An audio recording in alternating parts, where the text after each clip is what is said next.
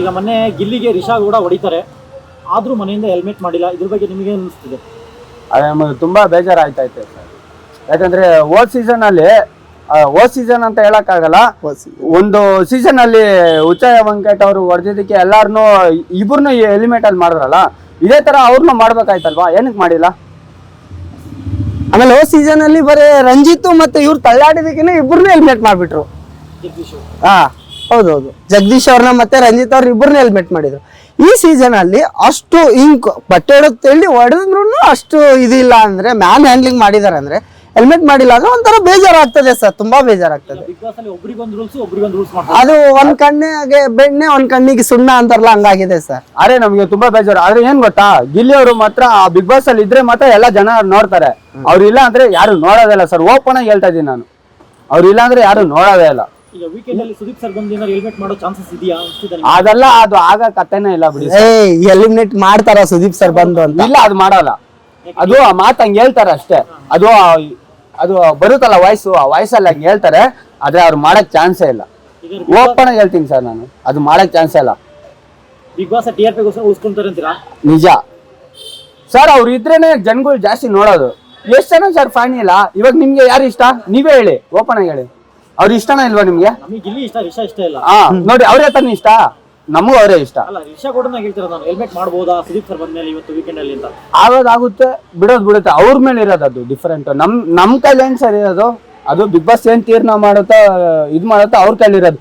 ಇವಾಗ ನಾವು ಜನ ಏನಂದ್ರೆ ಓಟ್ ಹಾಕ್ಬೋದು ಅಷ್ಟೇ, ಅದು ಎಲಿಮಿನೇಟೆಡ್ ಮಾಡೋದು ಅದು ಅವ್ರ ಕೈಲಿ ಇರೋದು.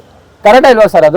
ಅದು ಅವ್ರ ಕೈಲಿ ಇರೋದು. ಏನ್ ಸಂಜು? ಹೌದು, ಇವಾಗ ನೀವು ಮಾತಾಡು, ಹೇಳು, ಅವ್ರು ಹೇಳು ಸರ್. ಒಂದ್ ಮಾತು ಹೇಳ್ತೀನಿ, ಈಗ ಆಕ್ಚುಲಿ ಎಲಿಮಿನೇಟ್ ಮಾಡೋದು ಸುದೀಪ್ ಸರ್ ಕೈಯಾಗ ಇದ್ರೂ ಇಲ್ಲದೆ ಇದ್ರೂ TRPಗೋಸ್ಕರ ಇಟ್ಕೊಂತಾರೆ. ಇನ್ನೊಂದು ಏನಂದ್ರೆ ವೋಟಿಂಗ್ ಲೆಕ್ಕಕ್ಕೆ ಇಲ್ಲ ಅನ್ನಿಸ್ತದೆ ಸರ್ ಬಿಗ್ ಬಾಸ್ ಅಲ್ಲಿ. ನಿಜ ಹೇಳ್ತೀನಿ, ವೋಟಿಂಗ್ ಲೆಕ್ಕಕ್ಕಿಲ್ಲ ಅನ್ನಿಸ್ತದೆ. ವೋಟಿಂಗ್ ಲಿಸ್ಟ್ನ ಹೋದ್ ಸೀಸನ್ ಅಲ್ಲೇ ನೋಡಿದ್ ನಾವು, ಯಾರಿಗೆ ಹೈಯೆಸ್ಟ್ ಬಂದಿದೆ ಅಂತ.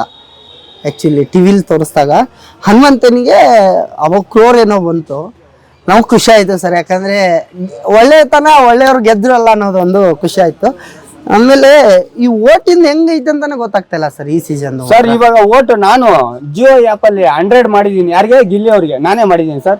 50-50 ಮಾಡ್ಬೋದು ಅಂತ ಹೇಳಿದ್ರು, ನಾನು 100 ಗಿಲ್ಲಿಗೆ ಮಾಡಿದೀನಿ. ಯಾಕಂದ್ರೆ ಅವ್ರು ತುಂಬಾ ಇಷ್ಟ. ಯಾಕಂದ್ರೆ ಚೆನ್ನಾಗಿ ಮಾತಾಡ್ತಾರೆ, ಚೆನ್ನಾಗಿ ಕಾಮಿಡಿ ಮಾಡ್ತಾರೆ, ಕಾವಿನ ಜೊತೆಗೆ ಚೆನ್ನಾಗಿ ಮಾತಾಡ್ತಾರೆ, ಬೇರೆಯವ್ರ ಜೊತೆಗೂ ಚೆನ್ನಾಗಿ ಮಾಡ್ತಾರೆ, ಇನ್ನೊಬ್ರ ಜೊತೆಗೂ ಎಲ್ಲ.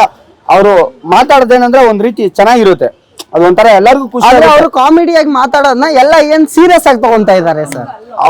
ಅಲ್ಲಿ ಇರೋರು ಸೀರಿಯಸ್ ಆಗಿ ತಗೊಂತವ್ರ, ಜನಕ್ಕೆ ಒಂಥರ ಖುಷಿ ಆಯ್ತೈತೆ, ತುಂಬಾ ಇಷ್ಟ ಆಗುತ್ತೆ.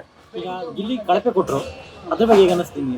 ಕಳಪೆ ಅನ್ನೋದು ಸರ್, ಇವಾಗ ಇವರು ಕಾವ್ಯ ಅವರು ಲೆಟರ್ ತಗೊಂಬಂದಿಲ್ಲ, ಇವರು ತಗೊಂಬಂದ್ರಲ್ಲ, ಅದು ತಗೊಂಬರ್ಬೋದಾಯ್ತು. ಅಲ್ಲಿ ಅನೌನ್ಸ್ ಅಲ್ಲಿ ಮಾಡಿದ್ರಲ್ವಾ ಬಿಗ್ ಬಾಸ್ ಅವರು, ಇಬ್ರು ಒಟ್ಟಿಗೆ ಬಂದ್ರೆ ಸೇಫ್ ಆಯ್ತೀರಾ, ಒಬ್ಬೊಬ್ರು ಒಂದೊಂದು ತಗೊಂಬಂದ್ರೆ ಇದಾಯ್ತೀರಾ ಅಂತ ಹೇಳಿದ್ರಲ್ಲ.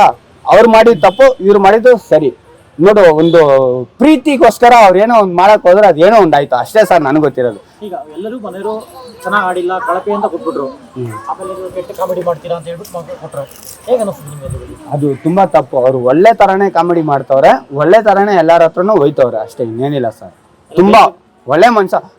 ಒಂಥರ ಹೇಳ್ತಿರಲ್ಲ, ಅದೇನೋ ಹೇಳ್ತಾರಲ್ಲ, ಒಂದೊಂದು ದಾರಕ್ಕೂ ಒಂದೊಂದು ಡೈಲಾಗ್ ಹೊಡಿತಾರಲ್ಲ, ಅದು ಒಂಥರ ಮೈಂಡ್ ಇಂದ ಬರೋ ಡೈಲಾಗ್. ಅದು ಚೆನ್ನಾಗಿ ಮಾತಾಡ್ತಾರೆ, ಆ ತರನೇ ಖುಷಿ ಪಡಿಸ್ತಾರೆ, ಆ ತರನೇ. ಅಲ್ಲಿಯವ್ರು ಅಂದ್ರೆ ತುಂಬಾ ಗೋಲ್ಡ್ ಅಲ್ವಾ, ಆ ತರನೇ ಮಾತಾಡಿಸ್ತಾರೆ, ಆ ತರನೇ ಎಲ್ಲಾರನ್ನೂ ಪಳಗಿಸ್ಕೊಂತಾರೆ. ಇವ್ರು ಗೆದ್ಬಿಡ್ತಾರಂತ ಅವ್ರಿಗೆ ಭಯ ಅಷ್ಟೇ, ಅದ್ ಬಿಟ್ರೆ ಬೇರೆ ಏನಿಲ್ಲ ಸರ್. ಗಿಲ್ಲಿಯವರೆಲ್ಲ ಬಾರಿನೇ ಸರ್, ಸ್ಟ್ರಾಂಗೆ. ಇವ್ರು ಏನೋ ಜಾಸ್ತಿ ಮಾತಾಡ್ತಾರೆ, ಅದರಿಂದ ತಪ್ಪಾಗುತ್ತೆ ಅಷ್ಟೇ. ಏನ್ ಸಜ್ಜು? ಅಷ್ಟೇ ಅಲ್ಲ.